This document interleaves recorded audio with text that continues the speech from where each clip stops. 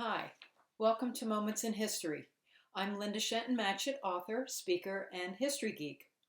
While researching my stories, I often unearth tons of intriguing historical information that does not end up in my books. So I've created this channel so I can share these tidbits with you. Today we're going to be talking about camouflage, which, defined by Wikipedia, is the use of any combination of materials, coloration, or illumination for concealment, either by making animals or objects hard to see or by disguising them as something else. Now, there are several different kinds of camouflage, as you can see, and the one we're going to be discussing today is the one referred to as frog skin. Obviously, it does not make sense to wear jungle green fatigues in the Arctic or wear all white snow camouflage in the jungle. As a result, military forces throughout the years of wars and conflict have adopted various camouflage patterns. The earliest use of camouflage was during the mid-1700s when the rifle units were issued green and then later drab-colored uniforms. Camouflage for equipment and positions was extensively developed by the military use in France in 1915 and soon followed by other World War I armies. A camouflage officer, or camoufleur in French, originally meant a person serving in the First World War French military camouflage unit. However, by World War II, the term had come to mean a person who designed and implemented military camouflage. Such men were often professional artists. However, many came from other occupations, such as Englishmen John Graham Kerr and Hugh Cott, who were zoologists.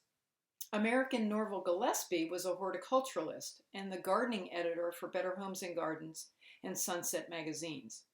He was responsible for inventing the frog skin camouflage pattern that I mentioned earlier in this broadcast. Working in camouflage was not a guarantee of safe passage throughout the war. Lucien Victor Girard's Section de Camouflage was founded in September of 1914 in the French Army. They developed many new techniques, and some of them were highly dangerous, such as putting up artificial camouflage trees at night to replace actual trees with cramped observation posts. The Cubist painter André Maire was wounded while repairing one such observation tree, and 15 of his colleagues were killed during the First World War. Some camoufleurs, such as Solomon J. Solomon, who was 54 at the start of the First World War, believed that artists were necessary for the design or construction of effective camouflage. He wrote, saying, "The camoufleur is of course an artist, preferably one who paints or sculpts imaginative subjects. He must leave no clues for the detective on the other side in what he designs or executes, and he must above all things be resourceful. But his imagination and inventiveness should have free play." Since 1940, the U.S. Corps of Army Engineers has been applying themselves to developing camouflage for military applications. But the process of its introduction into the U.S. supply system was rushed and brought about by an urgent request from General Douglas MacArthur in July of 1942 for the production of 150,000 jungle camouflage units for use in the Pacific Theater. The pattern chosen was that designed by civilian Norval Gillespie, who was mentioned earlier.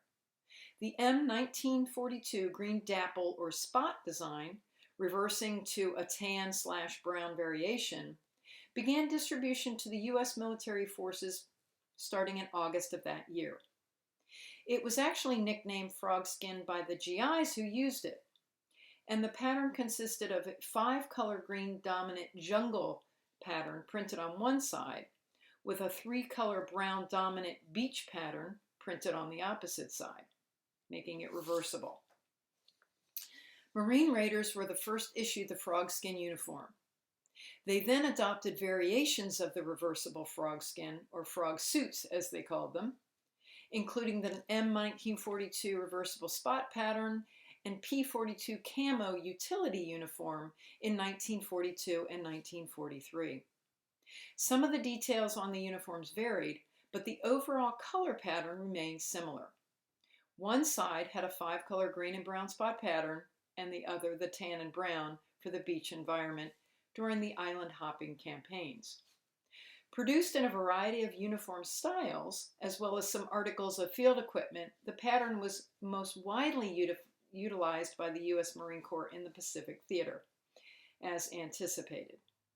It saw some limited usage by the U.S. Army in the European Theater of Operations, and a variant was actually printed on parachutes used in the European campaign, cut up to be used as scarves, ponchos, and helmet covers. The United States supplied the frogskin pattern to France, who issued it to their 1st Foreign Parachute Regiment and 2nd Foreign Parachute Regiment during the First Indochina War that started in 1946. Over the years, many battle dress model patterns have been developed by militaries around the world that are very similar to the frog pattern. The German created something called Flecktarn, and it is a multicolored modeled pattern which creates a dithering effect by eliminating hard color boundaries, and it has been adopted by many countries. The Australian Defence Force disruptive pattern camouflage uniform is a 5-color model pattern which utilizes disruptive coloration to break up a soldier's outline with strongly contrasting designs. The perfect camouflage may not exist, but the frog skin or duck hunter pattern certainly has had its place in history. I hope you've enjoyed today's moment in history.